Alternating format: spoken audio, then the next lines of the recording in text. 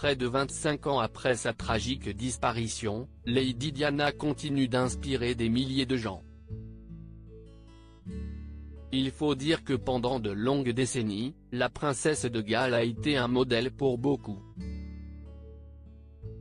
Un modèle de patience, de résignation mais aussi de style. Car au fil des années, la mère des princes Harry et William s'est forgé un solide goût vestimentaire, en alternant les looks plus iconiques les uns que les autres. Mais pas que. Symbole de féminité et de beauté, Lady Di a aussi marqué plusieurs générations avec ses coiffures devenues emblématiques. Pourtant, à en croire celui qui a longtemps photographié la famille royale britannique, Lady Diana avait des cheveux terribles. Dans les colonnes du Télégraphe en effet, David Bailey raconte que sa crinière était solide comme un mannequin en plastique en raison des quantités abondantes de lac utilisées. Auprès de nos confrères, le coiffeur Sam McKnight s'est également souvenu du moment précis où il a raccourci les cheveux de Diana, au début des années 1990. À la fin du shooting, elle est venue me voir et m'a demandé ce que je lui conseillerais si j'avais carte blanche.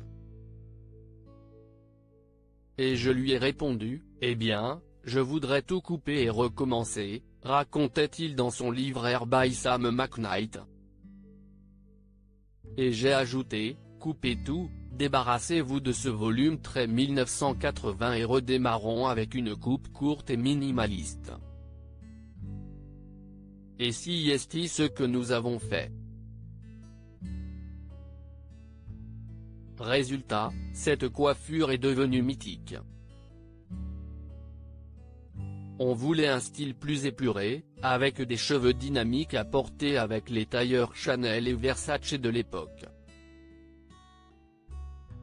C'était un look de femme de pouvoir, analyse des décennies après Sam McKnight. Le moindre changement capillaire prenait d'énormes proportions mais le changement a été compliqué à mettre en place. La raison ? Le rang de Lady Di, alors mariée au prince Charles et donc, future reine d'Angleterre. La princesse voulait des cheveux plus courts et plus faciles à coiffer pour un voyage en Afrique, mais était préoccupée par l'impact qu'un changement drastique pourrait avoir. Nous devions être très prudents, confiait déjà son coiffeur il y a quelques années.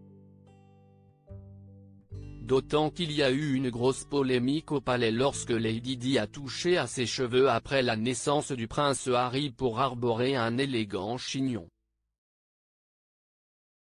Résultat, Diana a fait la une des tabloïds, pour le plus grand malheur d'Élisabeth II.